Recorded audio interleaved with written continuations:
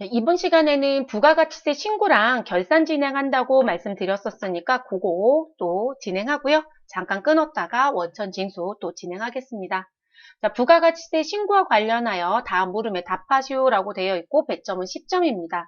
자, 첫 번째 나와져 있는 문제는 신용카드 매출 전표 수령 명세서 작성하는 문제인데요. 이 문제는 사실 잘 내는 문제예요, 여러분. 네, 자주 냈던 문제 중에 하나의 패턴입니다. 그러니까 새로운 패턴은 사실 아니라고 보시면 될 것 같아요. 그래서 자주 냈던 문제 중에 하나이다. 이렇게 봐주시면 될 것 같고요. 그리고 배점은 3점밖에 주지 않았네요. 그리고 두 번째 문제는요.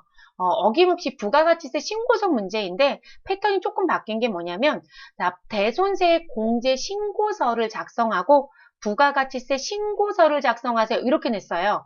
그러니까 결론적으로는 기존에 냈던 기출문제를 기준으로 봤을 때 7점의 배점은 달라진 게 없는데 서식 작성은 두 개 있어야 돼요. 부속서류 하나와 부가세 신고서 하나. 그래서 두 가지를 작성해서 마무리를 해야만 7점을 획득할 수 있었던 문제라고 보시면 되겠습니다. 1번 문제부터 정리를 순차적으로 하겠습니다.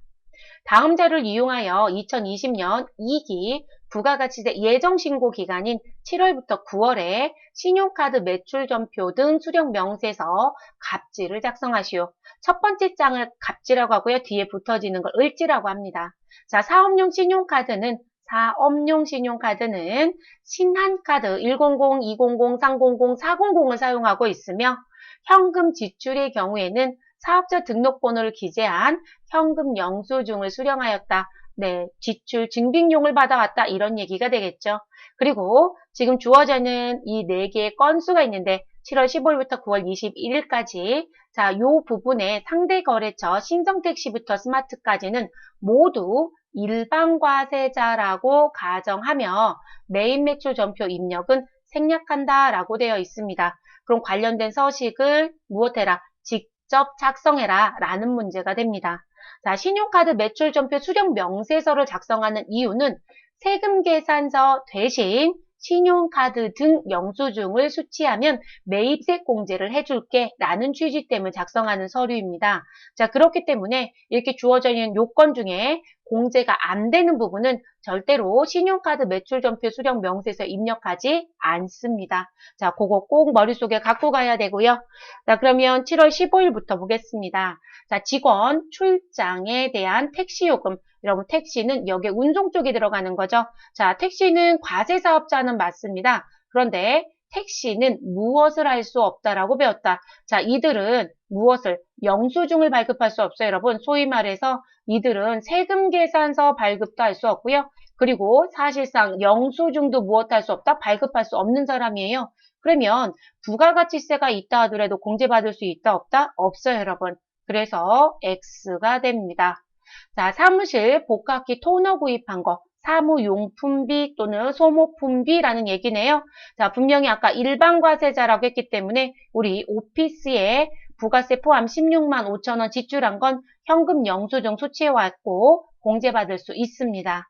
자, 사무실 탕비실 음료수 구입. 이건 복리 후생적 구입이고 우리 회사에서 다 먹었겠죠, 여러분? 자, 그러면 일반 과세자한테 받아온 신용카드 영수증 공제받는데 문제가 없습니다. 자, 그 다음 9월 21일. 자, 원재료 구입 시 법인카드로 결제. 그런데 여러분, 문제는 세금 계산서를 받아왔어요. 라고 합니다. 세금 계산서와 신용카드가 같이 있으면 우리는 매입세 공제를 누구로 받는다? 세금 계산서 수취한 것을 50일 과세로 입력해서 매입세 공제를 받을 겁니다. 그렇기 때문에 신용카드로 공제를 또 받으면 중복공제가 되겠죠, 여러분? 그래서 이 부분은 공제받을 수 없다입니다. 자, 그리고 여기는 일반과세자라고 아예 가정을 줬으니까 저희는 누구는 전혀 고려하지 않았어요, 여러분? 간이과세자. 이런 간이과세자 세금계산 발급 못해요. 그래서 간이과세자한테 받아온 신용카드 등 영수증은 어떠한 경우도 공제받을 수 없다. 그리고 지금은 택시로 냈죠. 여기 운송 쪽으로 냈지만 우리 욕탕이라든지 미용에 대한 거로 나올 수도 있죠. 네, 그런 것도 공제가 안 된다고 했습니다. 그러면 정리가 다 끝났으니까 저희는 입력하러 들어가 보도록 하겠습니다. 부가가치 모두 선택하시고요. 부가가치세 쪽에 있는 신용카드 매출전표 수령 명세서를 선택해 주시면 되겠습니다. 자, 2019년도 전체 기출의 특징 중에 하나는 신용카드 쪽 문제를 다 냈다. 자, 신용카드 매입세 공제받기 위해서 내는 신용카드 수령 명세서도 출제를 했고, 신용카드 매출전표 발행 금액 집계표도 다른 회차에서 출제를 했었습니다. 자, 조회 기간은 7월부터 9월을 넣어주시면 됩니다. 7월부터 9월. 자, 그리고 일자는 우리 동그라미 한 것만 입력합니다. 7월 31일. 그러면 7월 31일. 구분해 가시면 밑에 현금인지 복지인지 사업인지 신용인지 들어오죠, 여러분? 자, 우리 현금 영수증은 1번 현금을 선택합니다. 자, 공급자 자리에서는 코드 도움 F2번 눌러주시고요. 우리 거래처 누구였어요, 여러분? 우리 오피스였어요. 오피스 나오네요. 자, 그리고 현금 영수증인데 카드 회원번호 필요하지 않습니다. 특별한 얘기가 없으면 건수는 무조건 한 건입니다. 금액은 15만원 넣어주시면 부가세 세액란에 15,000원 자동으로 들어옵니다. 자, 그 다음 신용카드 넣겠습니다. 신용카드는 8월 며칠인가요? 12일. 자, 그리고 신용카드인데 위에서 뭐라고 했냐면 사업용 신용카드입니다. 라고 했습니다. 그러면 우리는 사업 3번을 선택합니다. 근데 종업원 신용카드입니다. 라고 하면 4번 신용을 선택하고요. 자, 우리는 3번 입력합니다. 공급자는 누구로 들어가시면 되실까요, 여러분? 이음마트네요, 여러분. 자, 그래서 이음마트 F2번 눌러주시고 이음이라고 넣어주시면 되겠습니다. 자, 카드 회원 번호는 넣어주셔야 되죠, 여러분. 자, 카드 회원 번호도 똑같이 이 자리에서 F2번 눌러주시고요. 신한카드. 자, 신한카드 100, 200, 300, 400 있네요. 선택. 그럼 그대로 들어오죠. 자, 건수는 한 건, 금액은 5만원에 5천원 정리하시면 되겠습니다. 더 입력하실 거 있을까요, 여러분? 없죠. 네, 이렇게 하시고 배점은 몇 점? 3점. 자, 우리 저장 버튼 눌러주시면 되시고 그리고 종료하고 나오시면 끝나는 문제. 자, 그 다음 문제 2번으로 넘어가 보도록 하겠습니다.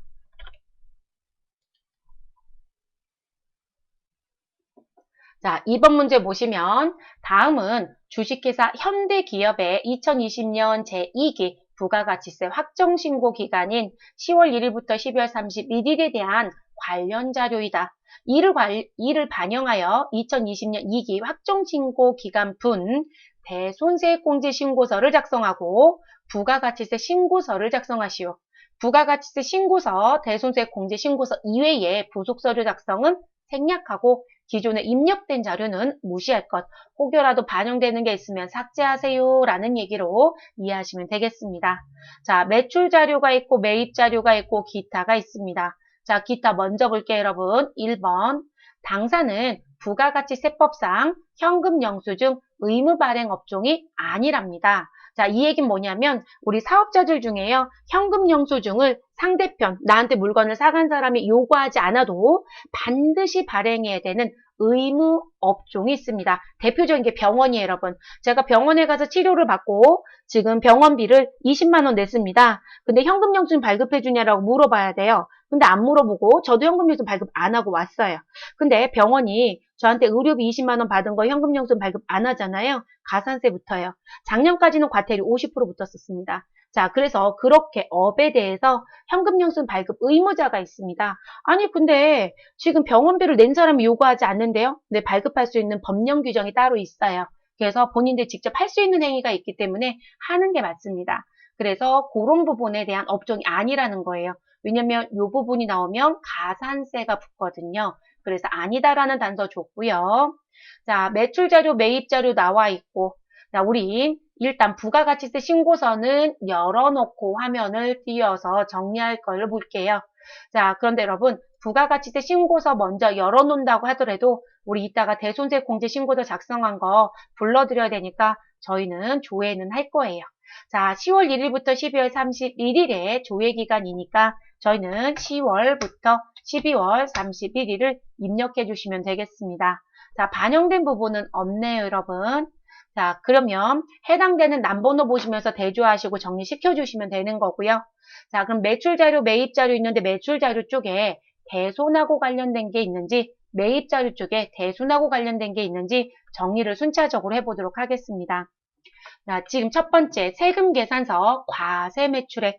여러분 세금 계산서 과세 매출이면 자, 부가가치세 신고서 과세 표준 및 매출세액 쪽에 가셔서 과세란을 보시면 되고 세금 계산서라고 했으니까 1번 란을 보시면 되죠. 그래서 세금 계산서 글씨 있고 과세라는 글씨가 있으니까 우리는 난번호 몇 번에 가시면 된다? 1번 란에 입력하시면 됩니다. 그럼 이렇게 2를 써놓으시고 두 번째, 신용카드 과세 매출액. 자, 신용카드입니다. 과세이고요. 그러면 과세에 신용카드 현금 영수증 발행분이란 자리 있죠? 몇 번? 3번입니다. 그러면 이 자리 3이라고 써놓으시면 되겠습니다. 근데 이 문제가 나오면 항상 패턴을 조심하실 건 부가세 포함금액으로 낸다는 거. 그래서 부가가치세 포함금액이니까 여러분 입력하실 때 3번은 부가세 별도인 3천만 원을 입력합니다. 그리고 3번 자리에 금액이 들어가면 우리는 몇 번 자리에 19번 자리 신용카드 매출전표 발행세액 등이란 자리에 반드시 입력해라. 다만 법인은 이 자리가 회색으로 나왔죠, 여러분. 왜냐하면 신용카드 매출전표 발행세액 공제는 연 1,000만 원까지 공제를 해주지만 법인사업자는 해당 사항이 없어요. 그렇기 때문에 금액만 넣고 끝. 그래서 회색입니다. 그러면 저희는 19번 자리도 넣어야 되니까 19번이라고 표시해 주시면 되겠습니다. 자, 현금 과세 매출입니다. 여러분 현금 영수증이 아니라 그냥 현금 과세예요. 대부분들이 본인들이 글을 판별하세요. 그렇게 하시면 안 되세요. 지문에 주어진 걸 끝까지 읽습니다. 너무 친절해요. 현금 영수증 미발급분이라고 되어 있어요. 자, 이 글씨가 없어도 그냥 현금 과세예요. 여러분 제가 어디 가서 지금 소위에서 슈퍼에 가서 내 물건 하나 사고요. 현금 내고요. 현금 영수증 발급 안 하고도 그냥 오잖아요. 그럼 여러분 슈퍼는 그냥 현금 매출이 있는 거잖아요. 이해되셨나요? 그러면 무증빙인 거죠. 무증빙의 과세 매출인 거예요. 그럼 어디에 넣어준다? 우리 과세의 무증빙은 기타죠. 정규 영수증 외 매출이라고 한 부분. 그래서 이 부분은 몇 번 자리에 넣어준다? 4번 자리에 넣어주면 됩니다. 근데 이것도 유의사항, 여러분 얘도 부가세 포함이었는데 이 부분도 부가세 포함이에요. 그쵸? 그래서 지금 위에는 3천, 아래쪽은 1,500만 원인가요? 네, 1,500만 원 입력할 때 조심하셔야 되겠네요. 자, 그 다음 가겠습니다. 직수출입니다. 자, 직수출은 영세율 적용되죠. 근데 직수출은 세금계에서 발급할 수 있다, 없다? 없다. 그러니까 기타 몇 번? 6번 자리에 들어가시면 되겠습니다. 그래서 6번이라고 써놓으시면 되겠죠. 다섯 번째, 아래의 대손학정은 재와 용역의 공급일로부터 몇 년 이내, 10년 이내에 발생한 것이다. 여러분 대손은 몇 년 이내 대손금만 공제받을 수 있다? 10년 이내 대손금. 혹여라도 5년 이내인 것 같은데 그건 작년까지 법이고 올해 개정됐다고 했어요. 10년 이내 대손금이 맞습니다. 자, 주식회사 세무에 대한 외상 매출금으로서 2020년 10월 5일에 소멸시효가 완성되었다라고 합니다. 여러분 소멸시효가 우리가 신고하고자 하는 확정신고 기간, 근데 이건 우리 대손은 이 대손세 공제 신고서는 언제만 신고하죠, 여러분? 우리 이 부분은 확정신고 때만 들어가죠, 여러분. 그래서 확정신고 시만 제출해요. 그렇기 때문에 우리 기간을 볼 땐 언제부터? 7월 1일부터 언제까지? 12월 31일 사이에 발생된 거로 봐주시면 되죠. 자, 그러면 10월 5일이니까 문제되는 건 없어요. 소멸시효 완성은 즉시 들어갈 수 있고요. 자, 그래서 이 부분 요건 충족입니다. 그래서 대손세 공제 받을 수 있다, 없다? 있다. 대손세 공제 받을 수 있다. 자, 두 번째, 회계에 대한 받으러움. 자, 주식회사 회계는 2020년 2월 6일에 부도가 발생하였다. 여러분, 부도가 나면 부도 발생일로부터 몇 월 경과였죠? 6월 경과였어요, 여러분. 그러면 저희는 무슨 카운트 해야 돼요? 6월 경과라는 걸 카운트 해야 되죠. 그쵸? 6월 경과. 또 이놈의 펜이 속을 썩이고 있어요, 여러분. 자, 그래서 6월 경과. 그럼 6월 경과다라고 하는 부분이면 2월 6일이니까 여러분 손으로 그냥 세면 되잖아요. 그쵸? 2월 6일이면 3월 6일, 그리고 4월, 5월, 6월, 7월, 8월. 그럼 여러분 6월 경과 시점이 몇 월이에요? 8월. 자, 그런데 여러분 8월 6일로 가는 게 아니라 며칠로 가시라고 했었죠, 여러분? 우리 이 부분 잠깐 지울게요, 여러분. 지저분해서.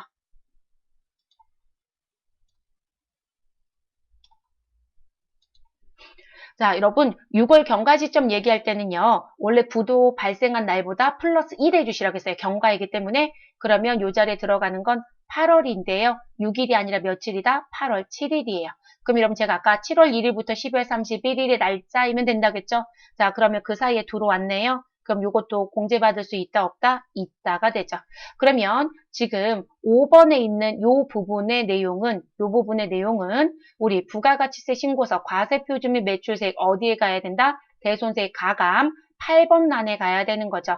자, 그리고 대손세액 공제를 받는 거기 때문에 우리 8번 란에 음수로 들어온다, 양수로 들어온다, 음수. 그런데 서식 작성하고 들어오라고 했으니까 서식 작성하고 오셔서 조회 버튼 눌러주시면 자동 반영시킬 수 있어요. 그래서 요거는 따로 작성할게요. 자, 그 다음 매입 자료 넘어갑니다. 자, 1번 전자세금계산서 과세매입입니다. 분명히 세금계산서. 자, 세금계산서 수치분에 가면 되죠. 자, 공급가액 7억 1000에 세액은 7100입니다. 자, 화살표를 보았더니 원재료 매입분은 6억 2000이 있고 업무용 기계장치 매입분은 9000이 있답니다. 두 금액을 더한 게 7억 1000이랍니다. 그럼 여러분 원재료 매입분은 몇 번 자리에 들어가야 되고요? 일반 매입 10번 자리에 들어갑니다. 그러면 이 자리에 10이라고 써주시고요. 됐을까요? 자, 업무용 기계장치는 누가 봐도 고정자산 매입이죠? 자, 고정자산 매입은 몇 번 자리 들어간다? 11번 자리에 들어갑니다. 그러면 11번 자리. 근데 항상 조심하라고 했던 게 뭐였었냐면 세금계산서 수치분 중에 뭐가 있는지 공제받지 못할 매입세액이 있으면 항상 검토해달라. 근데 여러분 지금 공제받지 못할 매입세액은 있다 없다? 없어요. 그래서 10번과 11번만 입력하시고 마무리. 자, 두 번째 2기 예정신고 시 미환급세액 300만 원이 있답니다. 여러분 일반 환급자는 예정신고 때 환급세액이 나와도 공제받을 수 있다 없다? 없다. 그래서 확정신고 때 무엇 하셔라? 예정신고 미환급세액은 우리 무슨 신고할 때 확정신고 시 반영하는 게 맞습니다. 됐을까요, 여러분? 재밌는 건 87회에서는 분계 문제를 내더니 우리 86회에서는 부가세 신고서 입력 문제 냈네요. 그럼 남번호 몇 번? 예정신고 미환급세액이라는 글씨가 있죠, 여러분? 21번 자리에 가시면 되겠습니다. 그래서 우리는 21번 란에 입력하시면 됩니다. 여러분 가산세가 있어요? 없어요? 없어요. 자, 그리고 우리 아까 신용카드 현금 영수증 발행분이라고 했던 요 19번 자리는 채점 기준에선 현재 채점을 하는 사람과 채점하지 않는 사람이 섞여 있어요. 그래서 우리는 항상 입력하는 거로 가면 되겠습니다. 아, 다방 공지가 됐는데 19번 자리가 공란이에요. 그래도 감점 없고요. 입력되어 있는데 그래도 감점을 안 하는 아주 아이러니한 문제가 있다라고 했었죠. 근데 항상 넣는 것으로 저희는 가져가겠습니다. 자, 그럼 여기 다 정리 끝났으니까 프로그램에 들어가서 이제 입력을 시작해 볼게요. 우리는 대손세액 공제 신고서부터 할게요, 여러분. 자, 부가세 신고서는 그대로 열어놓고 가겠습니다. 자, 그래서 이 부분 그대로 두시고요. 저희는 부속 명세서에 가서 대손세액 공제 신고서를 먼저 작성합니다. 자, 선택해 주시면 되시고요. 확정신고 기간인 10월부터 12월을 대손 발생 탭에 입력합니다. 여러분, 우리 변제가 아니에요, 여러분. 그래서 대손 발생 탭. 자, 조회 기간 10월부터 12월을 입력합니다. 자, 대손 확정일. 우리 지금 입력하는 건 요 5번 자리에 있는 대손 확정 넣는 거예요, 여러분. 자, 그럼 대손 확정일은 지금 누구부터? 소멸시효 완성부터 2020년 10월 5일입니다. 대손 금액은 부가가치세 포함금액 4,400을 입력합니다. 그럼 110분의 10이 계산이 돼서 우리 400만 원이 나올 거고요. 거래처는 F2번 눌러주시고 세무를 검색합니다. 자, 세무 검색됐으면 선택해 주시고요. 대손의 사유는 소멸시효 완성입니다. 그러면 6번에 소멸시효 완성이라는 거 선택해 주시면 되겠습니다. 하단에 거래처 정보 나오는 건 그냥 엔터 해주시면 되고요. 자, 두 번째 부도 입력할게요, 여러분. 부도. 자, 부도는 우리 확정일자 언제이죠, 여러분? 2020년 8월 며칠이다? 7일이에요. 6일이 아니라 7일. 자, 그리고 대손금액은 부가세 포함금액 5,500만 원 입력합니다. 그럼 대손세액 500만 원 들어올 거고요. 거래처 자리에 가셔서 코드 도움 F2번 하시고 우리 거래처 누구 선택하시면 된다? 회계. 자, 회계 넣어주시면 되시고요. 대손의 사유는 부도 발생이죠, 여러분. 그래서 부도 유골경과라고 하는 5번을 선택해 주시면 되겠습니다. 자, 그리고 인적 정보 나온 건 그대로 엔터. 그럼 여러분, 대손세액 공제 신고서 작성은 끝났어요. 됐을까요, 여러분? 자, 그러면 대손세액은 얼마가 있다? 900. 자, 대손금이 확정돼서 대손세액 공제를 받을 땐 대손세액 공제 신고서에 대손 발생에 입력할 땐 양수로 넣고 그 양수의 금액은 부가세 신고서에 들어오면 부가가치세 내야 되는 세금을 깎아 먹어야 되기 때문에 음수로 들어온다고 얘기했습니다. 정말 900만 원이 음수로 들어오는지 확인하도록 하겠습니다. 다 끝나셨으면 반드시 저장합니다. 대부분들이 실수하는 게 뭐냐면 요거 작성하시고 저장도 안 하시고 부가세 신고서에 가신 분들 계세요. 그리고 자료가 계속 안 들어온대요. 당연히 안 들어오죠, 여러분. 자료를 저장한 적이 없는데 반영될 이유가 있을까요? 반드시 저장. 그리고 메뉴를 닫아버리세요. 그러시면 되니까. 그러면 종료하겠습니다. 그리고 부가가치세 신고서 아까 열어놨었죠, 여러분? 자, 그럼 열어놓은 상태에서 저희가 불러드린 적은 없으니까 상단에 무엇 하시면 된다? 조회 버튼 다시 할게요. 자, 상단에 조회 버튼 눌러주시면 이 자리에 마이너스 900 들어오는 거 보이시죠? 8번 자리. 그럼 5번은 완벽히 끝난 거예요, 여러분. 그럼 이제 나머지 추가 입력하고 마무리하겠습니다. 자, 매출 쪽 관련된 과세표준 및 매출세액의 1번. 자, 1번엔 얼마 넣어주셔라? 9억 7천. 자, 세액은 그러면 9,700이 자동으로 들어옵니다. 그리고 신용카드 3번 자리 갑니다. 금액 3천만 원입니다. 부가세 300. 자, 3번 자리 입력하면 자동으로 19번 자리도 가셔라. 자, 19번 자리 얼마 넣어주시면 돼요? 3,300 넣어주시면 되겠습니다. 자, 그리고 우리 세 번째 나와 있는 현금과세 어디 가시라고요? 기타. 자, 그래서 과세 기타 4번 자리에 갑니다. 근데 이 금액이 부가세 포함 금액이니까 반드시 구분해서 넣어주셔라. 그럼 얼마 넣어주시면 돼요, 여러분? 우리 1,155만 원이니까 1,050인가요? 네, 아까 제가 1,500만 원이라고 했던 것 같은데 1,050. 그럼 1,050만 원을 넣어주시면 우리 105만 원이 나오죠. 두 개 더하면 1,155만 원이니까 맞죠, 여러분? 네, 그래서 이렇게 넣어주시고요. 그러면 1번도 정리가 끝났고 2번도 정리가 끝났고 3번도 정리가 끝났습니다. 4번 직수출. 자, 직수출은 영세 기타라고 벌써 명기했으니까 6번 자리에 가셔서 우리 7천만 원 입력하시고 엔터. 자, 그러면 끝난 거죠, 여러분. 누구는요? 매출 자료는. 그래서 매출 자료는 합계는 우리 10억 8,050이고요. 세액은 9,205만 원입니다.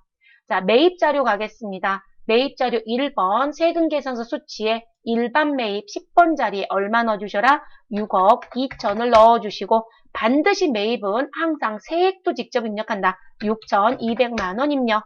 자, 그리고 업무용 기계장치 고정자산 11번 자리 가셔서 9천만 원 넣어주시고 세액 얼마? 우리 900만 원도 추가 입력합니다. 이유 말씀드렸어요, 여러분. 세금계산서 수치분 같은 경우는 우리 공제를 받든 공제를 안 받든 세관장이 발행했든 사업자가 발행했든 과세이든 영세이든 다 들어야 된다고 했죠.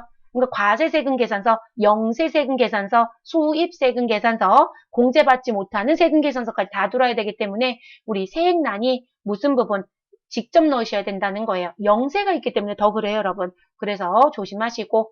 자, 그 다음 두 번째 예정신고 미환급세액은 우리 어디 가시면 되신다? 우리 21번 자리 가시면 된다. 그럼 21번 자리에 예정신고 미환급세액 넣었을 때 양수로 넣으시면 된다겠습니다. 얼마 넣어주시면 돼요? 300. 자, 그러면 여러분 지금 입력한 자료에서 빠진 거 있어요? 지금 매출과 매입 자료 넣어야 되는 부분 빠진 거 없어요, 여러분. 그래서 우리 다 입력이 끝나면 차가감하여 납부할 세액이라는 부분은 1,805만 원이 나오게 됩니다. 자, 그리고 이렇게 하셔서 정리. 그러면 우리 상단에 있는 저장 버튼 눌러주시고 우리 메뉴 종료하시면 우리 7점을 받는 거예요. 됐을까요? 창 닫아주시면 되겠습니다. 이렇게 해서 부가세 쪽은 마무리가 됐습니다. 자, 이제 저희가 들어가야 되는 건 결산 들어갈게요, 여러분. 결산. 자, 결산은 회계관리 쪽에 오시면 되시고 합계잔액 시산표 12월 31일자로 무조건적으로 열자. 저는 열어놓는 거 권장하는 쪽이라고 말씀드렸고 자, 그러면 이 부분은 지금 필요가 없으니 저희는 최소화시키시면 된다라고 했습니다. 자, 수동결산이 항상 먼저이기 때문에 일반 전표 입력 선택하셔서 12월 31일을 무조건 입력해 놓고 시작합니다. 자, 여기까지 되셨으면 4번에 나와 있는 다음 결산 자료를 입력하여 결산을 완료하시오라는 문제에 가겠습니다. 자, 첫 번째 문제부터 볼게요. 당사는 하나은행으로부터 1년 갱신 조건으로 마이너스 통장 대출을 받고 있다. 여러분, 우리 일반적인 보통예금 통장에 마이너스 대출 받을 수 있다, 없다? 있다. 그런데 별도로 무엇하진 않는다. 우리 다른 통장을 따로 만드는 게 아니라 우리 갖고 있었던 예금 통장에 그냥 연결되는 거다라고 했었습니다. 자, 그러면 하나은행이 거래처이고, 자, 마이너스 통장 대출을 받고 있다라고 했고요. 자, 12월 30일 현재 통장의 잔고는 마이너스 1696만 5천 원이래요. 그럼 여러분, 우리 보통예금은, 이게 보통예금이라는 얘기도 해줬어야 되는데 보통예금 얘기를 안 해주긴 했어요. 뭐 보통예금 대부분 이걸 쓰긴 하지만, 자, 그럼 이 보통예금 지금 현재 여러분, 음수라는 얘기예요? 양수라는 얘기예요? 음수로 되어 있다는 거죠? 근데 여러분, 자산은 음수가 나오지 않는다고 했어요. 그러면 보통예금이 0만 들기를 해줘야 되겠죠. 자, 그리고 아주 친절해요. 1년 갱신 조건이라고 했습니다. 사실 마이너스 통장은 해마다 갱신합니다. 그래서 지금 이 부분 대출받은 건 뭐로 가시면 된다? 마이너스 통장에 대한 이 금액은 단기 차입금이요. 네, 단기 차입금 처리하시면 되겠습니다. 그래서 대변의 단기 차입금 그리고 차변의 보통예금 정리하시면 마이너스였던 보통예금이 양수가 들어오니까 0이 돼요, 여러분. 그런데 같은 변에서 음수 처리하는 건 하지 말래요. 그래서 음수 마이너스 회계 처리하지 말아달라라고 했네요. 되게 오랜만에 냈네요, 여러분. 이 문제가 회계급수부터 출제가 돼서요. 세무로 올라왔어요. 재밌는 거. 세무에서 내려가지 않고요. 그래서 오랜만에 냈던 문제. 그러면 입력하러 가보도록 할게요. 자, 구분란에 가셔서 차변에 보통예금 103번, 거래처는 하나은행이라고 했으니까 하나은행 넣어주시면 되겠습니다. 그래서 하나은행 넣어주시고요. 자, 하나은행은 98004에 있네요, 여러분. 자, 금액 얼마이죠? 네, 1696만 5천원. 자, 그리고 상대계정 대변엔 단기 차입금을 넣어주시면 되겠습니다. 그래서 단기 차입금 260번에 있네, 여러분. 거래처 코드 반드시 하나은행 넣어주셔야 합니다. 근데 여러분 재밌는 건 다반공지예요. 단기 차입금은 하나은행 안 넣어놓으면 다 감점하는 걸로 공지했어요. 그리고 보통 예금은 은행 안 넣어도 맞았음 처리했어요. 근데 원래 같이 들어가야 되는 게 맞죠. 네, 같이 들어가는 게 맞습니다. 자, 이렇게 넣어주시면 되겠습니다. 두 번째 문제 가겠습니다. 다음 자료를 이용하여 정기 예금에 대한 단기 돈 경과 이자를 회계 처리하시오라고 되어 있습니다. 단 월할 계산할 것. 자, 예금의 금액은 2억이고요. 자, 가입 기간은 금년도 7월 1일부터 다음 연도 6월 30일까지 1년 가입했고요. 연 이자는 2%입니다. 이자 수령 시점 만기 일자는 21년도 6월 30일인데 우리는 이자를 만기 1에 무엇하겠다? 일시로 수령하겠다라고 합니다. 그러면 여러분 이 가입 기간 중에요. 당해 연도에 해당되는 2020년 7월 1일부터 언제까지요? 2020년 12월 31일까지 맡겨놓은 돈 2억에 대해서 나는 이자를 받을 권리가 있다 없다? 있다죠, 여러분. 그리고 내가 돈을 빌려온 게 아니라 정기 예금에 대한 경과 이자입니다. 그럼 결론적으로 나는 이자 수익을 받을 권리가 있어요. 이 얘기가 되는 거죠. 그러면 이자 수익의 금액은 2억 곱하기 몇 프로? 2% 곱하기 1년이네요, 여러분. 그러면 12달 중에요. 우리 7월부터 12월까지 그럼 몇 개월 여러분? 6개월치 이자 받아주시면 되는 거죠. 그럼 2억 곱하기 2%의 절반. 그러면 얼마 나와요, 여러분? 200만 원 나오나요? 네. 그래서 200만 원의 이자를 받을 권리가 있다. 이렇게 얘기하는 거죠. 그래서 2억 곱하기 2% 곱하기 12달 중에 6개월 경과분. 그러면 저희 들어가도록 하겠습니다. 그리고 여러분 이자를 아직 못 받았죠? 또 설마 개정 과목 정리가 안 되시는 건 아니죠? 여러분 지금 12월 31일까지 이자를 받을 권리는 생겼는데 이자는 만기일에 준대요. 그럼 저 아직 못 받았으니까 뭐라고 얘기해요? 미수가 되죠, 여러분. 그리고 이자 수익은 수익이니까 미수 수익이 우리 무엇하였다? 생겼다라는 얘기겠죠. 입력하러 가겠게요, 여러분. 수동결산이에요, 여러분. 네, 요거는 누가 봐도 수동. 자, 차변 가시면 되시고, 차변에 미수, 수익이라고 넣어주시면 되시고, 자, 그리고 우리 금액은 얼마인가요? 우리 200만 원이었죠. 자, 그리고 상대 계정 대변에 이자, 수익이라고 넣어주시면 되시고, 자, 그리고 금액은 200만 원입니다. 더 하실 건 없습니다. 자, 그 다음 세 번째 문제.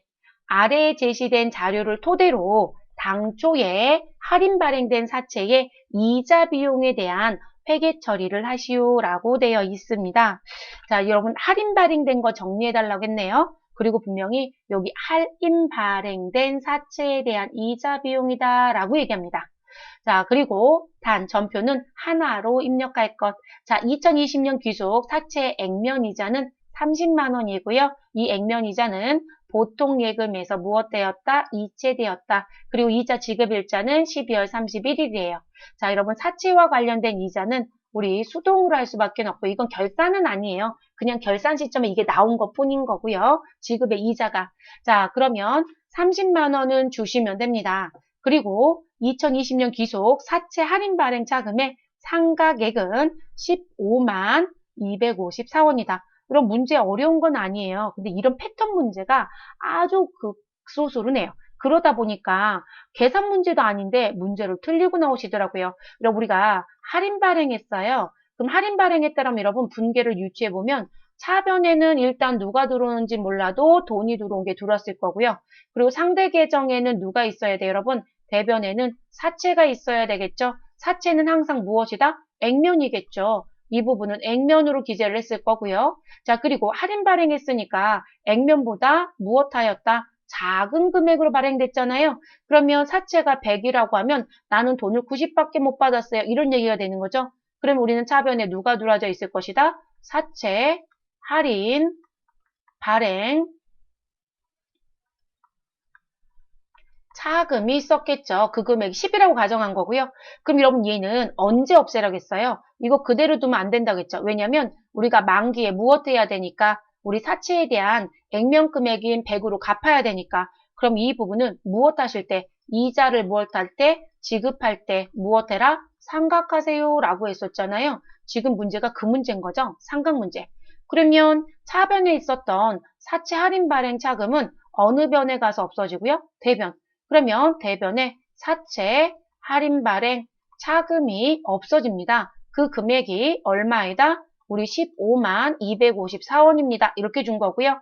자, 그리고 여러분, 우리 액면이자 얼마 줬어요? 30만 원 보통 예금에 이체됐대요. 그럼 대변에 당연히 보통 예금 들어와야 되겠죠. 그 금액이 얼마이다? 30만 원이다. 이렇게 준 거죠.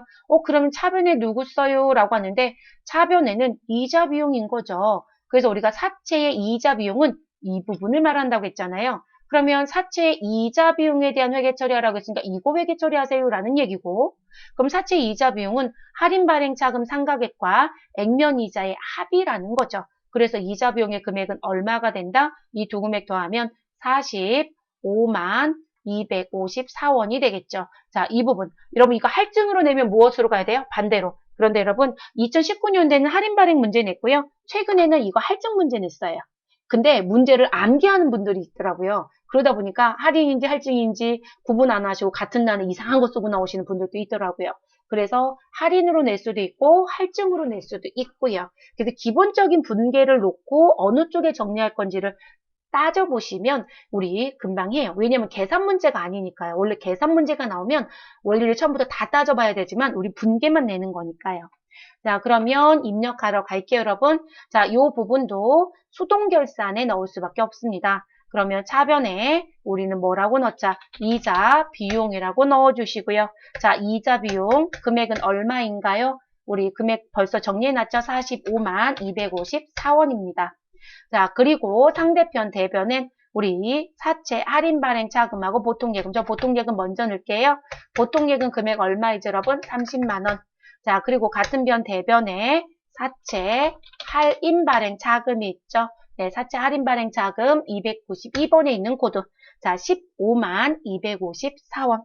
자, 이렇게 해서 정리해 주시면 되겠습니다. 자, 그 다음 문제 넘어갈게요. 네 번째 문제. 기말 현재 보유하고 있는 감가상각 자산은 다음과 같다 라고 되어 있고요. 자, 감가상각비와 관련된 회계 처리를 하시오 라고 되어 있습니다. 단, 제시된 자료 외에는 감가상각 자산은 없다고 가정하며 월할 삼각해달라고 했습니다. 자, 자산의 종류는 차량 운반구라고 되어 있고 사용부서는 영업부입니다. 영업부라는 얘기는 다른 말로 얘기하면 판매비와 관리비입니다. 라는 얘기가 되겠죠. 자, 취득가액은 3천만 원이고요. 정기말까지 감가상각한 누계액은 300입니다. 자, 취득일은 2019년도 7월 1일이고요. 상각의 방법은 정액법입니다. 자, 그리고 내용연수는 5년이고 잔존가치는 없대요. 그럼 여러분, 정액법으로 감가상각비 계산할 수 있지 않으신가요? 그쵸? 그러면 감가상각비 정액법으로 계산하시면 우리 무슨 금액이요? 취득, 원가에서 누구를 빼시면 되죠? 잔존, 가치를 빼시면 되는 거 아닌가요? 그래서 잔존 가치를 빼고 누구로 나눠주시면 돼요? 내용 연수로 나눠주시면 1년에 연상각비가 나오죠?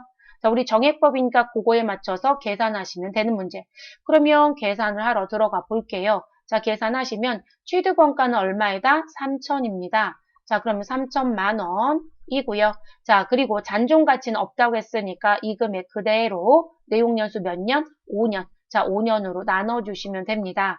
그리고 몇 년도에 취득했다? 19년도에 취득했어요. 그렇기 때문에 실질적으로 우리 무슨 부분, 금년도에 샀다라고 하면 월할 상각도 해야 되지만 19년도에 샀기 때문에 1년치 상각비 그대로 인정받으면 되죠. 그럼 여러분 3천만 원을 5년으로 나누면 1년의 상각비는 얼마가 돼요, 여러분? 우리 600만 원인가요? 네, 600만 원이 나와지게 됩니다. 자, 600만 원. 그럼 끝난 거죠, 여러분? 그리고 바로 봤더니 5번에 기말 재고 자산이에요. 이게 자동이거든요. 그럼 4번을 구태여 수동이 할 이유는 없어요. 그럼 일단 자동이라고 써놓고 가겠습니다.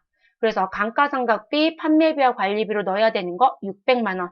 자, 그 다음 5번. 기말 재고 자산의 내역은 다음과 같다. 기말 재고액 및 비정상 감모 손실과 관련된 결산 사항을 입력하시오. 자, 우리 감모 손실이 발생이 되면 여러분 우리가 감모 손실이 있잖아요. 그럼 감모 손실이 있다. 그러면 감모 손실은 두 개로 구분하죠. 무슨 부분? 정상적인 감모 손실. 그쵸? 그래서 정상적인 감모 손실은 원가성이 있다고 보아서 우리는 어디로 정리해라? 우리 매출 원가로 정리해라. 이렇게 배우셨고요. 자, 근데 비정상 감모 손실은 원가성이 없다고 했습니다. 그래서 영업의 비용으로 처리합니다. 이렇게 정리가 되죠. 자, 그럼 여러분 매출 원가는 우리 기초 재고액에 우리 당기 매입액을 더하고 기말 재고를 빼서 나와요. 그러면 결론적으로 기말 재고에 대한 부분만 넣으면 매출 원가는 자동으로 계산할 수 있는 게 결산자료 입력이잖아요. 그래서 정상적인 감모에 해당되는 매출 원가에 가산하는 부분은 우리 별도로 회계 처리한다 안 한다? 안 한다고 했습니다. 그래서 이 부분은 회계 처리하지 않습니다. 회계 처리 안 하면요? 아니 기말 재고 금액을 뺀 게 다 매출 원가로 갈 거잖아요. 그래서 회계 처리는 없습니다. 그렇지만 비정상적인 감모 손실은 영업의 비용으로 재고자산 감모 손실이라는 계정값으로 보내야 되기 때문에 이 부분은 반드시 어디에서 일반 전표에서 무엇 하셔야 된다? 입력하셔야 된다. 그래서 일반 전표 입력에 반드시 해야 됩니다. 그러니까 결론적으로 이 부분은 수동 결산이 됩니다. 그래서 5번 문제는 수동과 자동이 섞여 있는 문제입니다. 자, 원재료를 봤더니 실사한 금액과 장부상 금액이 있는데 우리는 누구를 기준으로 장부에 남긴다? 실사한 금액으로 남깁니다. 자, 그러면 실사가 550, 장부가 550, 금액의 차이는 없습니다. 자, 제품 실사한 금액은 1,400, 장부상 금액은 1,440. 자, 그러면 이 금액으로 남겨야 되니까 40만 원 정리해야죠. 근데 얘가 정상이다, 비정상이다? 비정상적 감모입니다. 그러면 이 비정상적 감모에 해당되는 이 부분은 일반 전표에 입력해야 된다는 얘기예요. 일반 전표 입력. 됐을까요, 여러분? 자, 그리고 여러분 지금 딱 보시면 차변의 영업의 비용, 재고자산 감모 손실? 그럼 여러분 우리 이 비정상적인 감모는 우리 매출 원가로 못 갔다는 얘기잖아요. 제품은 다 팔면 매출 원가로 갈 건데 그걸 못 한다는 얘기네요. 그러면 얘는 적요 번호 몇 번도 넣어주셔야 돼요? 적요 8번도 넣었어야 되는 거죠. 그래서 8번에 있는 타, 계정으로 대체라는 걸 반드시 해주셔야 되는 부분입니다. 자, 상품 1,600만 원 실사금액, 장부상 금액 1,650. 근데 50만 원만큼 여기 금액 안 써드려서 40 쓸게요. 자, 40만 원만큼 정리하고요. 여기는 50만 원의 차이가 있는데 이 50만 원은 무엇이다? 정상간모예요. 그럼 매출원가로 그냥 자동으로 보내버리면 되는 거기 때문에 회계 처리는 한다 안 한다? 안 한다. 되셨을까요? 그래서 그렇게 그리고 우리 프로그램에는 요 금액으로 넣어서 매출원가를 결정합니다. 그러면 수동결산이 껴있으니까 여러분 우리는 수동결산 먼저 하고 넘어갑니다. 자, 우리 구분란에 누구 넣어주시고 차변 그리고 계정 과목 누구 넣으시면 된다? 재고자산 감모손실을 넣어줍니다. 959번에 있네요. 자, 그리고 금액은 얼마이죠, 여러분? 우리 40만 원만 회계 처리합니다. 50은 별도 처리 안 한다. 대변. 자, 대변에 여러분 누가 창고에서 없어졌어요? 제품. 그러면 재고자산 제품을 입력합니다. 자, 이때 적요에 누굴 꼭 넣어달라? 타계정으로 대체액을 꼭 넣어달라. 제품이면 손익계산서로 가고요. 원재료이면 원가명세서로 간다라고 글씨가 들어온 것뿐이에요. 그래서 타계정으로 대체 8번을 이 자리에 넣어야 합니다. 되셨을까요? 여기까지 정리. 이거 재고자산 때 배웠던 부분이에요. 그러니까 세무에 오면 이런 문제가 나와요. 회계 때는 이 문제가 없어요, 여러분. 그러니까 세무가 난이도가 올라가는 게 회계 때 배웠던 거 분계를 전산실무에 안 냈던 게 내기 시작해요. 이거 근데 이론은 냈었거든요. 회계에서도. 그래서 그게 실무에 나오는 거. 그러면 저희 수동결산 다 끝났으니까 메뉴는 종료합니다. 자, 그리고 결산 재무제표에 가서 결산자료 입력을 합니다. 자, 결산자료 입력에 가셔서요. 우리 결산의 기간은 1월부터 12월. 자, 4번부터 순차적으로 넣겠습니다. 4번의 감가상각비는 아까 영업부가 사용부서이기 때문에 판매비와 관리비로 가시라고 했어요. 그럼 스크롤을 쭉 내려서 어디까지 오셔라? 판매비와 관리비 글씨가 보이는 곳까지 내려오셔라. 그리고 감가상각비 4번에 갑니다.